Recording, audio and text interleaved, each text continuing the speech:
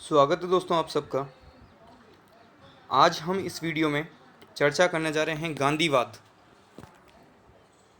गांधीवाद के ऊपर जब हम चर्चा शुरू करें दोस्तों, उससे पूर्व हम संक्षिप्त में महात्मा गांधी का जीवन परिचय देख लेते हैं। और इस वीडियो में हम ये भी देखेंगे गांधी जी के जीवन परिचय के साथ में गांधी जी की जो प्रमुख उनकी पुस्तकें हैं, गांधीवाद क्या है, इसको भी समझेंगे। तो इसका ये पहला पार्ट है दोस्तों गांधीवाद का। तो देखते हैं और शुरू करते हैं इसमें। गांधीवाद। महात्मा गांधी जिनका जन्म 2 अक्टूबर 1869 को हुआ, जन्म 2 अक्टूबर 1869, राजकोट जो गुजरात में है उसके निकट में एक है पोरबंदर, वहाँ पर इनका जन्म होता है। इनके पिता का नाम है दोस्तों करमचंद गांधी। करमचंद गांधी इनके पिता, माता का नाम पुतलीबाई और इनकी पत्नी का नाम कस्तूरबा गांधी। इनका विवाह 12 वर्ष की उम्र में होता है दोस्तों, कस्तूरबा गांधी के साथ में इनका विवाह। इनकी माँ पुतलीबाई बहुत ही धार्मिक प्रवृत्ति की महिला थी, तो निश्चित रूप से इनके माता पिता का बहुत ज़्यादा असर इनके व्यवहार में देखने को मिलता है। इनके पिता जो हैं राजकोट में ही दीवान थे, राजकोट रियासत थी उसमें। फिर देखिएगा महात्मा गांधी के राजनीतिक गुरु, महात्मा गांधी के राजनीतिक गुरु थे गोपाल कृष्ण गोखले। गोपाल कृष्ण गोखले इनके राजनीतिक गुरु थे दोस्तों।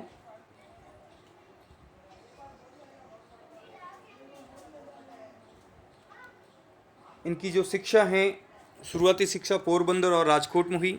उसके बाद वकालत इन्होंने इंग्लैंड में की 1887 से 1891 लंदन में। वकालत इन्होंने जब कंप्लीट की तब ये वापस भारत आए और इसके 1-2 वर्ष तक राजकोट और मुंबई में इन्होंने वकालत शुरू की, लेकिन इतना अच्छा इनका चल नहीं रहा था वकालत का काम। तो 1893 ईस्वी में दक्षिण अफ्रीका गए ये।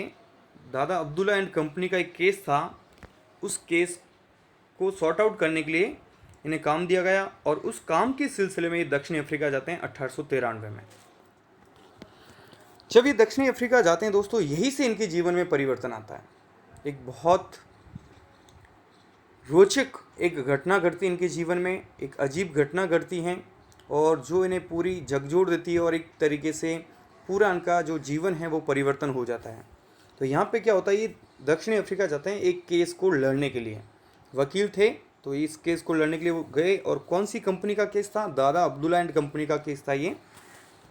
तो वहाँ से वो क्या कर रहे थे कि ट्रांसवाल से प्रिटोरिया जो हैं वो रेलवे में गए, प्रथम श्रेणी का टिकट लिया।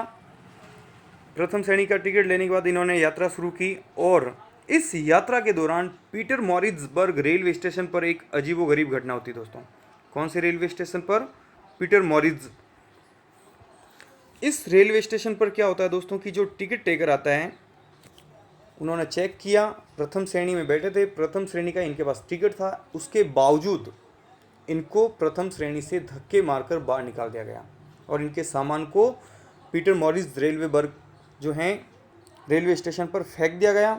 और इनके साथ में एक यूँ कहें कि बहुत ही अन्यायपूर्ण घटना हुई जो इन्होंने एक अपमान के तौर पर लिया और इनकी आत्मा को झकझोर देने वाली घटना थी। तो इन्होंने सोचा कि मैं एक वकील हूँ, पढ़ा लिखा हूँ, मैंने टिकट के भी पैसे दिए, उसके बावजूद मेरे साथ ये जो बर्ताव हो रहा है यहाँ की सरकार द्वारा, गोरी सरकार द्वारा, तो फिर आम लोगों के साथ में कितनी घटनाएं घट रही हुई। उसके बावजूद वो डरे सहमे वहाँ से निकले और फिर उन्होंने इनका जो जीवन का उद्देश्य है वो बदल जाता है दोस्तों। तो फिर वो वहीं रुकते हैं और अन्याय के खिलाफ लड़ाई लड़ते हैं और लोगों के अधिकारों की लड़ाई लड़ते हैं। बाद में 1895 में फिर से भारत आते हैं, लेकिन पुनः अपने परिवार सहित वो पुनः वहाँ पे जाकर सेटल हो जाते हैं। और 9 जनवरी 1915 को वो जो हैं स्थायी रूप से भारत आते हैं। 9 जनवरी 1915 को भारत लौटते हैं महात्मा गांधी स्थायी रूप से दक्षिण अफ्रीका का संघर्ष करके। तो इस वजह से उन्हें काफ़ी प्रसिद्धि मिली, उनका नाम हुआ, उनकी लोगों के बीच में एक छवि बनी और उस छवि के साथ अब वो भारत लौटे। इसीलिए 9 जनवरी को जो है प्रतिवर्ष प्रवासी भारतीय दिवस मनाया जाता है दोस्तों।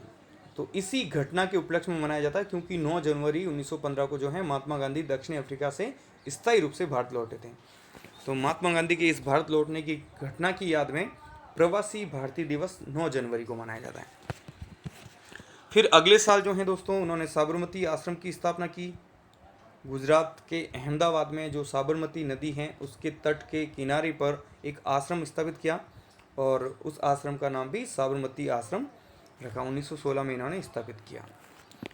फिर ये अपने राजनीतिक गुरु गोपाल कृष्ण गोखले से चर्चा करते हैं और उन्होंने एक निवेदन किया कि आपको पहले 1 वर्ष तक जो है भारत भ्रमण करना चाहिए, भारत की परिस्थितियों को समझिए। आपने दक्षिण अफ्रीका में जो संघर्ष किया है, जो लोगों की हितों की लड़ाई लड़ी है, वो ऐसा संघर्ष आप यहाँ पे भी करें और लोगों की मदद करें, लेकिन उससे पूर्व यहाँ की परिस्थितियों से आप अच्छी तरह वाकिफ़ हो जाइएगा। इसलिए उन्हें भारत भ्रमण का जो है वो सलाह उनके राजनीतिक गुरु ने दी थी। तो इसी सिलसिले में वो जगह जगह भारत में घूम रहे थे। इसी सिलसिले में वहाँ के किसान, चंपारण के किसान उनसे मिलते हैं और अपनी समस्याएं रखते हैं। तो चंपारण में इन्होंने जो नील की खेती होती थी, जो बाध्य किया जाता था किसानों को कि आप नील की खेती कीजिए, 3 कठिया पद्धति थी, एक बहुत ही अत्याचारपूर्ण पद्धति थी अंग्रेज़ों की।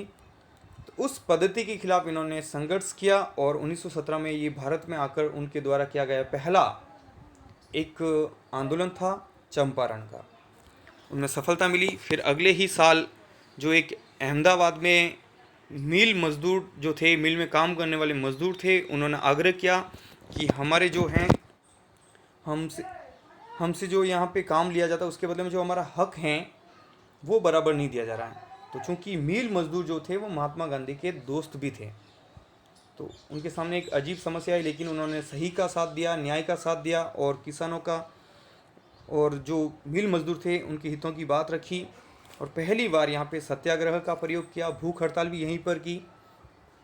तो यहाँ पर भी उन्हें सफलता मिली और 1918 में ही खेड़ा, ये भी गुजरात में है, यहाँ पर भी उन्होंने किसान आंदोलन को सपोर्ट किया था। तो ये 3 छोटे छोटे आंदोलन उन्होंने प्रयोग किए, लोगों का अच्छा जन समर्थन मिला और उन्हें सफलता भी मिली। उसके बाद में हालात थोड़े बदलते हैं दोस्तों। ये सारी घटनाक्रम जो हैं वो प्रथम विश्व युद्ध के दौरान होती हैं। तो चूँकि शुरू में महात्मा गांधी की ऐसी सोच थी कि हमें अगर सफलता लेनी तो अंग्रेज़ों का सहयोग करना पड़ेगा, तो उन्होंने सहयोग करने के लिए गांव-गांव घूमे और लोगों से कहा कि आप अंग्रेज़ों की सहायता कीजिए, युवाओं से कहा कि आप सेना को ज्वाइन कीजिएगा। तो इस तरह से वो अंग्रेज़ों कहा कि अंग्रेज़ अभी संकट में हैं, तो संकट में जाहिर सी बात है भले ही दुश्मन हो, लेकिन जब संकट में हो तो हमें उनका समर्थन करना चाहिए, सहयोग करना चाहिए, ताकि जब उनका हृदय परिवर्तन हम कर पाएँ और इस हृदय परिवर्तन के द्वारा भारत में हम परिवर्तन ला सकते हैं। तो इसीलिए महात्मा गांधी को यहाँ पे स्टार ऑफ इंडिया की उपाधि अंग्रेज़ों द्वारा दी गई। उसके बाद क्या होता है, एक अंग्रेज़ जैसे ही प्रथम विश्व युद्ध समाप्त होता है उनकी नीतियाँ बदल जाती है। रॉलेट एक्ट लेके आते हैं वो, एक अन्यायपूर्ण कानून जिसके तहत कोई एफआईआर दर्ज वगैरह नहीं होती और जो लोग अंग्रेज़ों के खिलाफ बोलते हैं उनको जेल में डाला जा सकता था। बिना वकील बिना दलील का कानून कहा गया, जिसे भारतीयों द्वारा काला कानून कहकर बहिष्कार किया गया, इसका विरोध किया गया। फिर जलियांवाला बाग हत्याकांड होता है दोस्तों 13 अप्रैल 1919 को अमृतसर में। ये घटनाक्रम महात्मा गांधी के जीवन में बहुत बड़े परिवर्तन ला रहे थे और एक बड़ा व्यक्तित्व के रूप में उभर रहे थे। महात्मा गांधी एक राष्ट्रीय नेतृत्व के रूप में तैयार हो रहे थे और कांग्रेस का जो अधिवेशन हुआ वहाँ पे महात्मा गांधी ने एक प्रस्ताव रखा कि हमें असहयोग आंदोलन प्रारंभ करना चाहिए 1920 में। 1 अगस्त 1920 से ये आंदोलन शुरू होता है। 1919 में कांग्रेस की जो राष्ट्रीय अधिवेशन है कलकत्ता और नागपुर में हुए थे सितंबर और दिसंबर 1919 में, वहाँ पे ये चीज़ें उन्हें अनुमति मिल जाती है असहयोग आंदोलन की। इसके तहत ये था दोस्तों, हालांकि इस पर मैं अलग वीडियो बनाऊंगा, असहयोग आंदोलन, सविनय अवज्ञा आंदोलन, 1930 वाला भारत छोड़ो आंदोलन। चूँकि हम यहाँ पे गांधीवाद पढ़ रहे हैं तो हम मुद्दे से भटक जाएंगे। केवल आपको इतना सा ध्यान रखना कि असहयोग आंदोलन जहाँ पे अंग्रेज़ों का और प्रशासन का सहयोग नहीं करना था। सविनय अवज्ञा, अंग्रेज़ों द्वारा बनाए गए कानूनों को हम जो हैं विनम्रतापूर्वक अन्यायपूर्ण कानूनों को नहीं मानेंगे, इस प्रकार का आंदोलन चलाया गया जो 1934 तक चला। और फाइनली जो आंदोलन था दोस्तों भारत छोड़ो आंदोलन 1942 का। इसी दौरान हम ये जो कर रहे हैं दोस्तों, इस टॉपिक में संक्षिप्त परिचय कर रहे हैं महात्मा गांधी के जीवन का, फिर हम गांधीवाद समझ में आएगा कि उन्होंने ऐसे विचार क्यों दिए। 1924 में उन्होंने आईएनसी यानी इंडियन नेशनल कांग्रेस, भारतीय राष्ट्रीय कांग्रेस की अध्यक्षता की थी बेलगांव में। एकमात्र अधिवेशन जिसकी महात्मा गांधी ने कांग्रेस की अध्यक्षता की 1924 में बेलगांव में।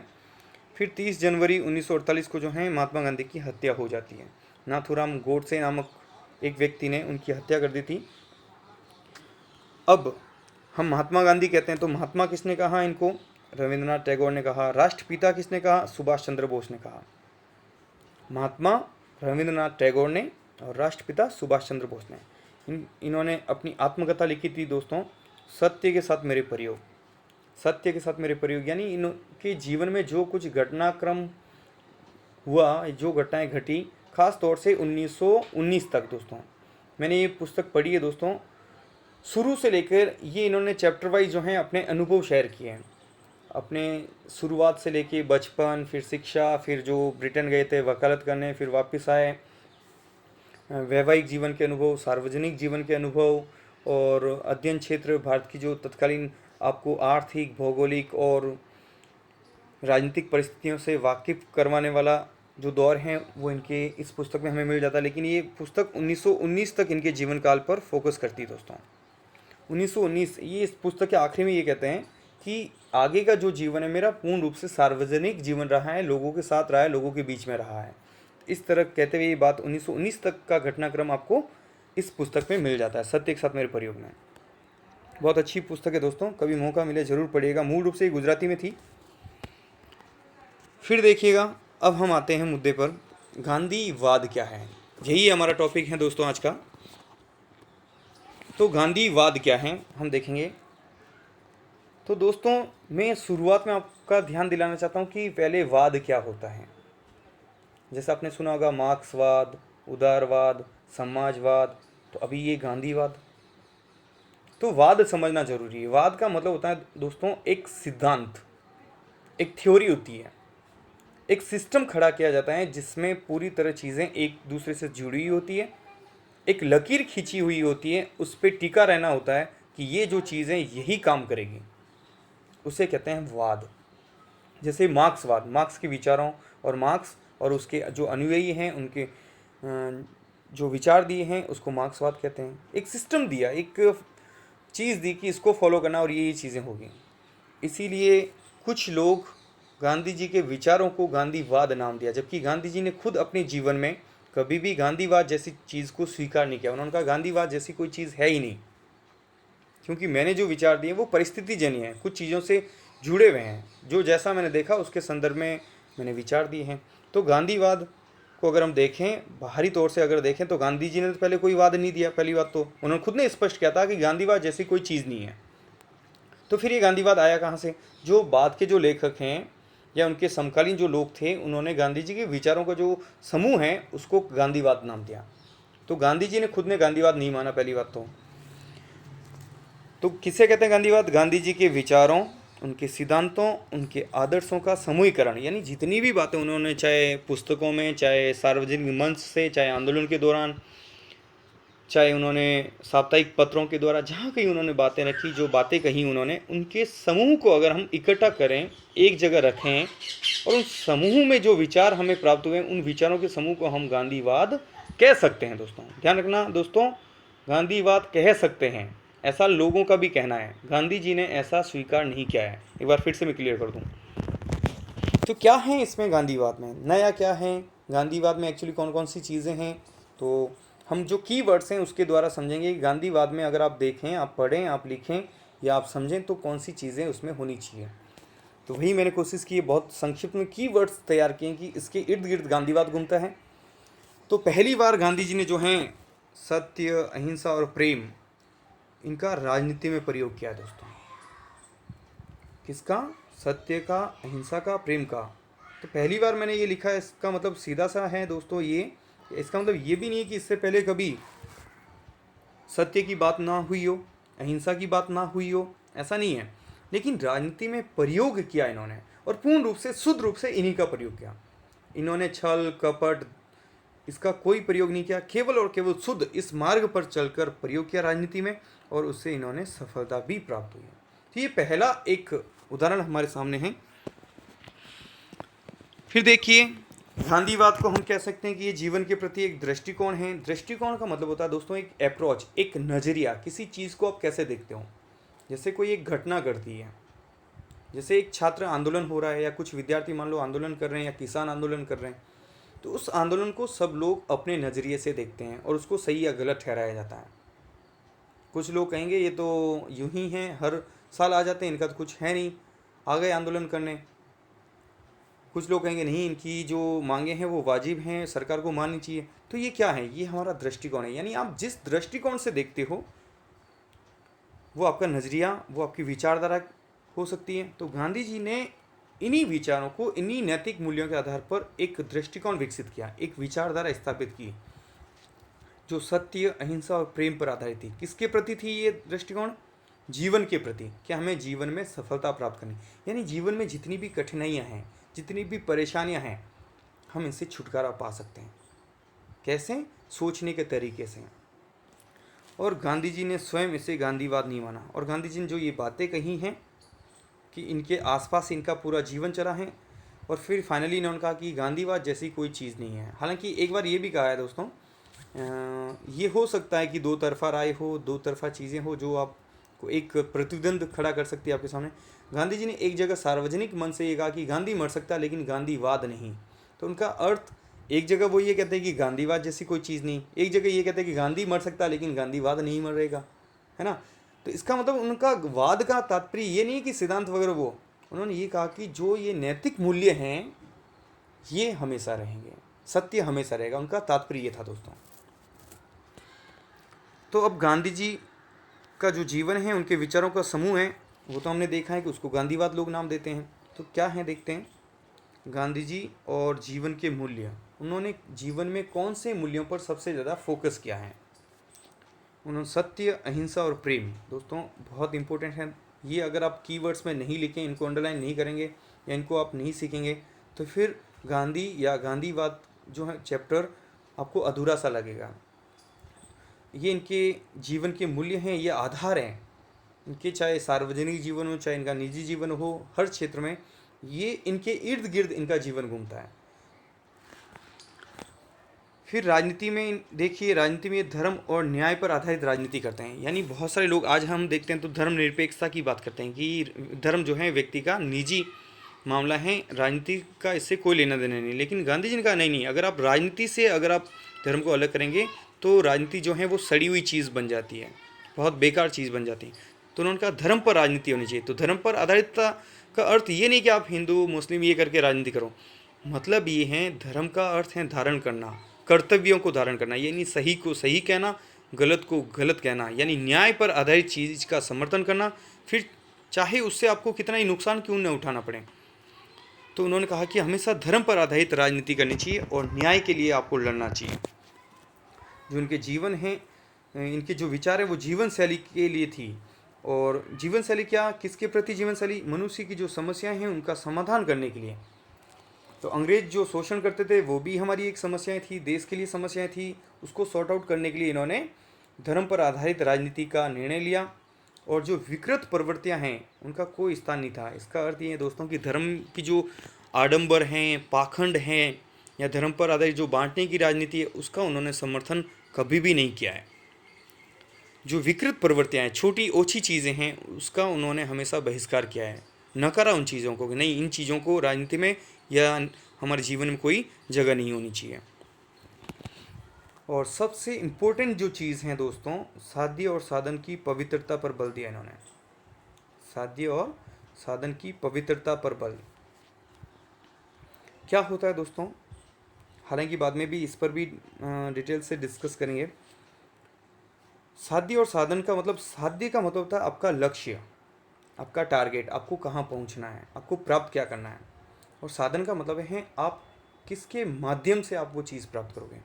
इसको एक उदाहरण के तौर पर लेते हैं दोस्तों। तो पहले तो इन दोनों की पवित्रता, कि दोनों सही होनी चाहिए। क्या सही होना चाहिए? आपका लक्ष्य यानी आपका मकसद, आपका साध्य, साधन यानी वो साधन जिससे आप अपना लक्ष्य प्राप्त करेंगे। जैसे आप चाह रहे हो कि आप किसी की मदद करें, बहुत सारे भूखे लोग हैं, बहुत सारे गरीब लोग हैं, आप उनकी मदद करना चाह रहे हो, तो आपका मकसद, आपका साध्य क्या है? उनकी मदद करना। अब देखते हैं साधन आप कौन सा अपनाते हो। तो मान लो कि आपने साधन अपनाया कि मैं तो बैंक में गया और बैंक लूट के जो पैसा आएगा वो इन गरीबों में बांट दूंगा। तो यहाँ पे देखिए आपका साध्य बहुत अच्छा है, आपका लक्ष्य बहुत अच्छा है, गरीबों की मदद करना। लेकिन आपका साधन क्या है? आप जाओगे बैंक लूटोगे, क्या वो सही है?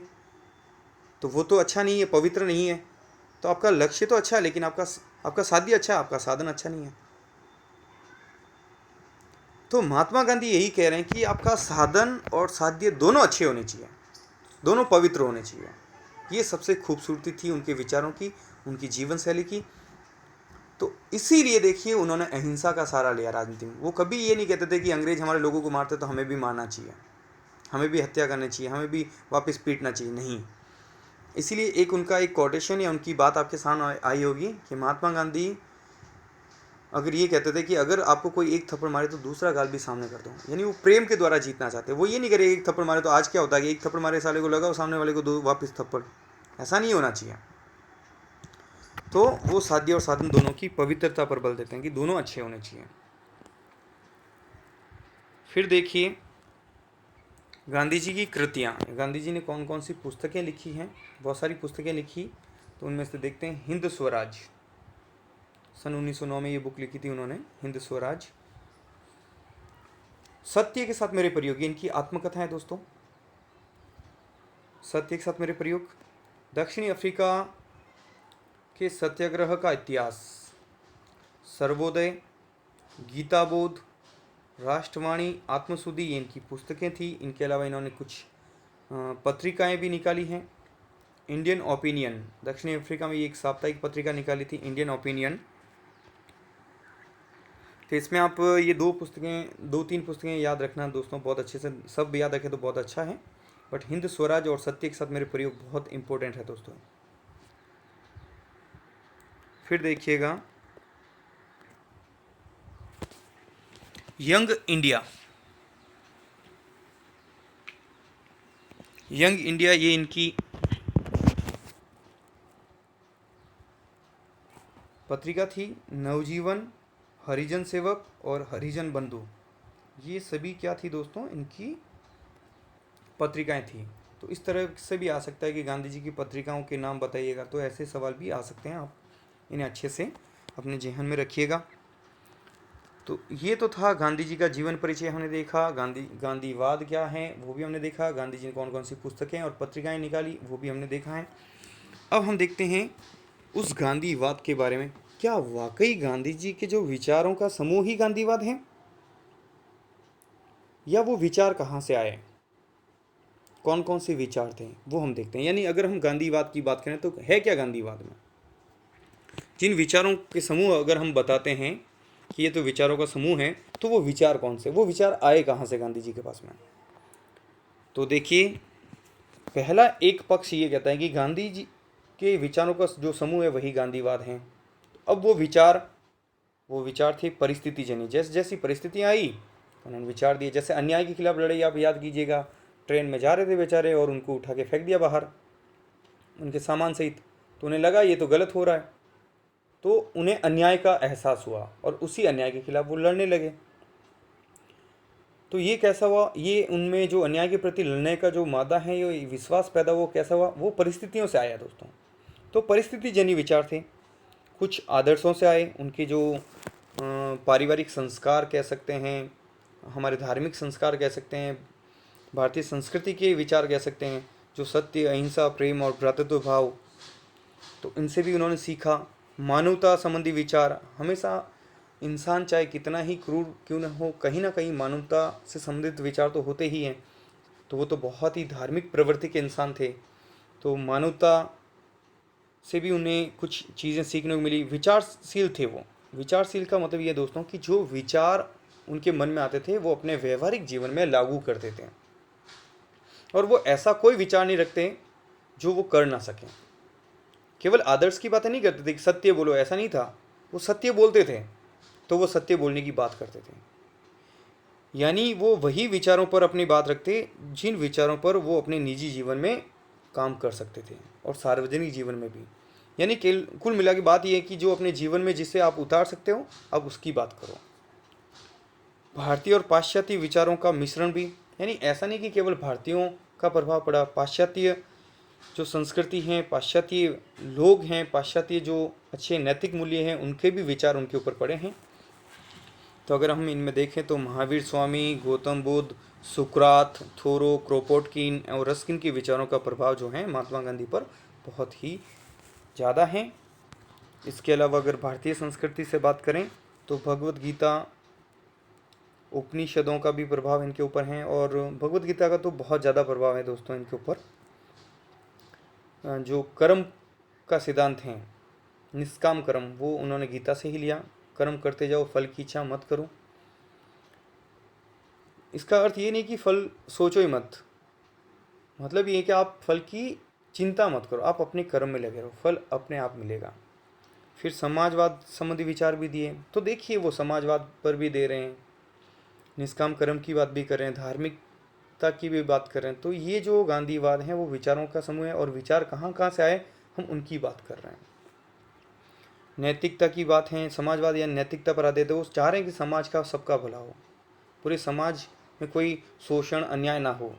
और हिंदुत्व की भी बात करें, और हिंदुत्व दोस्तों ये नहीं कि अन्य धर्मों से ईर्ष्या द्वेष, यानी हिंदुत्व में जो अच्छी चीज़ें हैं, हिंदू धर्म का उत्थान, यानी धर्म का अर्थ कभी भी वो नेगेटिव नहीं ले रहे हैं, आडंबर से नहीं ले रहे हैं दोस्तों, ढोंग से नहीं ले रहे हैं। वो धर्म का अर्थ ये ले रहे हैं कि हम अपने आचरण में उन चीज़ों को उतारें, हम सत्य के रास्ते पर चलें, हम लोगों की भलाई करें, ये था उनका अर्थ। ग्राम्य यानी गांव आधारित व्यवस्था पर वो विश्वास करते थे, मानवतावादी थे, और प्रजातंत्र में विश्वास करते थे। लोगों के अधिकारों की बात वो करते थे, लोगों के जीवन को अच्छा बनाना। राजनीतिक और आर्थिक विकेंद्रीकरण, वो चाहते थे कि आर्थिक विकेंद्रीकरण हो, यानी जो संसाधन है कुछ लोगों के हाथों में नहीं समझ जाए, समाज के प्रत्येक वर्ग तक संसाधनों का वितरण हो, और राजनीतिक विकेंद्रीकरण भी हो, यानी गांवों तक जो है सत्ता का विकेंद्रीकरण हो। केवल ऐसा नहीं है कि केवल भारत आज़ाद हो जाए और दिल्ली में बैठी सरकार सब कुछ चलाएं, इसके खिलाफ थे वो। और ये नहीं चाह रहे थे कि वो सत्ता का एक ही केंद्र हो, जैसे कि पहले प्राचीन काल में राजा महाराजाओं के काल में होता था, तो वो इसके खिलाफ थे कि ऐसा नहीं होना चाहिए, गांव तक होना चाहिए, गांव में लोगों को सारे अधिकार मिले।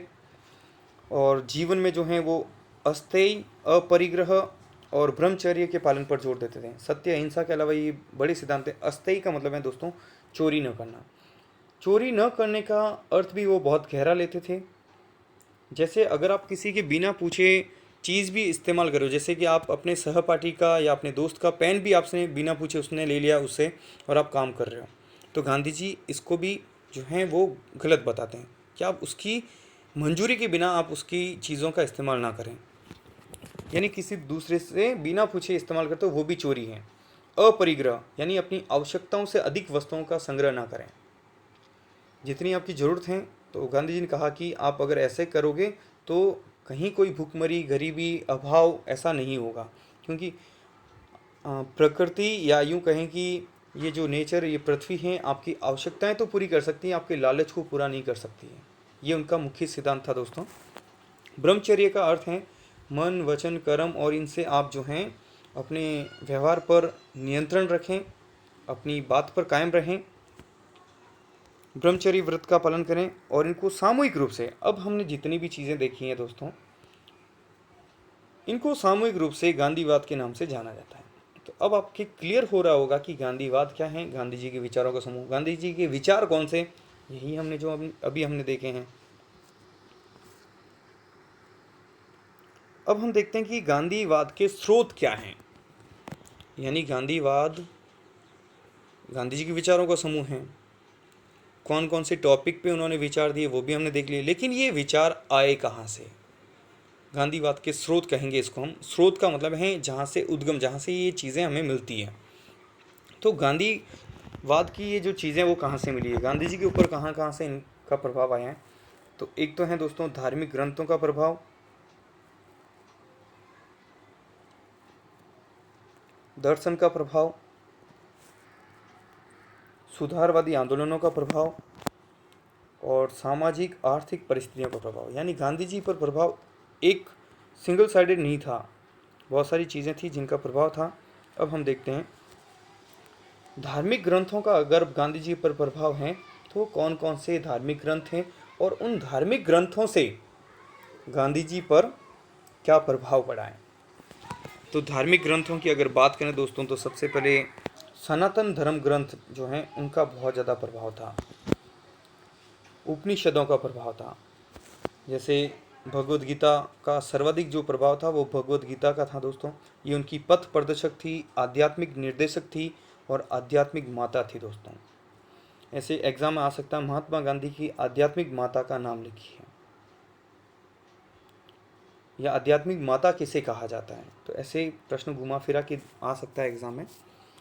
और इससे जो सिद्धांत उन्हें मिला, गीता का जो सर्वाधिक प्रभाव था कर्म पर बल, यानी वो ऐसा नहीं था कि किस्मत पर चीज़ें छोड़ दो अपने आप हो जाएगी, नहीं, हर चीज़ कर्म करने से होगी और कर्म भी निष्काम कर्म।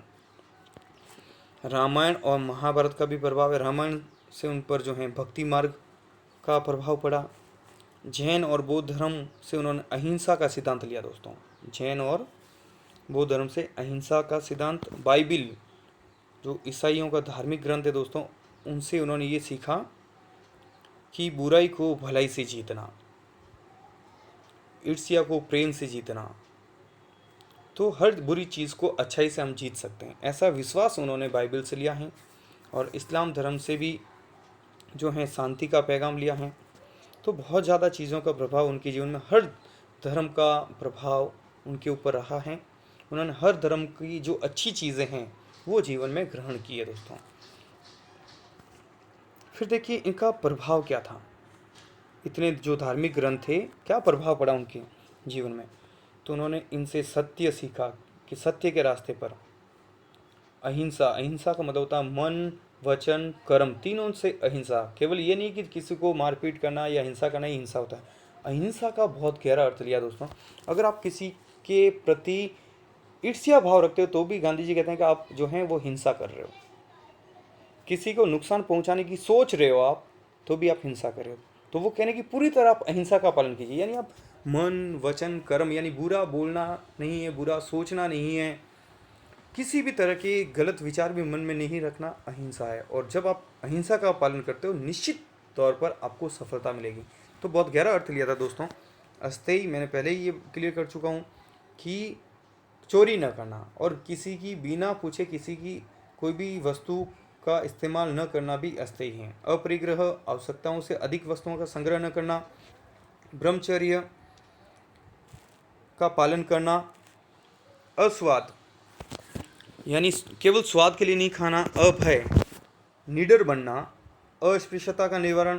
तो देखिए जो हमारे समाज की एक बहुत बड़ी समस्याएं थी वो भी इन्होंने धार्मिक ग्रंथों से सीखी है। जैसे जैन धर्म बौद्ध धर्म में ये बहुत सिद्धांत दिया गया है कि सभी जो मानव हैं वो बराबर हैं, शारीरिक श्रम करना चाहिए, मनुष्य को इतना श्रम तो जरूर करना चाहिए कि अपना जीवन यापन कर सकें, सर्वधर्म संभाव, सभी धर्मों का समान रूप से आदर करना, सभी को सम्मान मानना, सबको अच्छा माना, जो अच्छी शिक्षाएं उसको ग्रहण करना। और स्वदेशी दोस्तों, स्वदेशी एक बार और क्लियर कर दूं, स्वदेशी का कहीं कतई तात्पर्य ये नहीं था कि भारत में स्वदेशी का मतलब ये कि भारत में बनी हुई चीज़ें नहीं, अपने निकटतम स्थान पर बनी हुई चीज़ों का इस्तेमाल करना। यानी अगर आप जैसे राजस्थान में हैं तो राजस्थान में बनी हुई चीज़ें आप इस्तेमाल कीजिए, राजस्थान में नहीं है तो फिर आप गुजरात या जैसे नेपाल है ना बाहर से। तो स्वदेशी का तात्पर्य है कि जिस गांव में आप रहते हो पहले उसी गांव में बनी हुई चीज़ें हैं, आपके गांव में अगर वो चीज़ें नहीं है तो आप पड़ोसी गांव से हैं। तो स्वदेशी का तात्पर्य पहले निकटतम स्थान पर जो चीज़ें बन रही है उन्हें आप इस्तेमाल कीजिए, उन्हें आप अपनाइए, यही स्वदेशी है। महात्मा गांधी के जो स्वदेशी का तात्पर्य था वो स्वदेशी का तात्पर्य ये था कि निकटतम स्थान पर बनी हुई चीज़ों को आप अपने उपयोग में लें। और इन सब का प्रयोग जो है दोस्तों उन्होंने आडंबर, ढोंग या धर्मांधता के कारण नहीं किया है। उन्होंने इन सब चीज़ें सीखी है तर्क और बुद्धि के बल पर। वो हर चीज़, हर धर्म की जो बात थी, वो नैतिकता की बात थी, वो अपनी तर्क बुद्धि पर, अपनी कसौटी पर कसते थे। वो देखते थे कि वो सही है तो उसे स्वीकार करते हैं, और जो चीज़ गलत है, जो धर्म कहता है कि ऐसा करो और मान लो उनको तर्क और बुद्धि पर वो सही नहीं है तो फिर वो उसे अस्वीकार करते थे।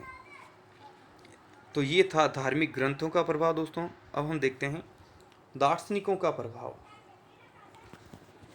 जो दर्शन शास्त्र का अध्ययन करते हैं, दर्शन शास्त्र के संबंध में, यानी दार्शनिक किसे कहते हैं पहले दोस्तों मैं आपको ये भी क्लियर कर दूं।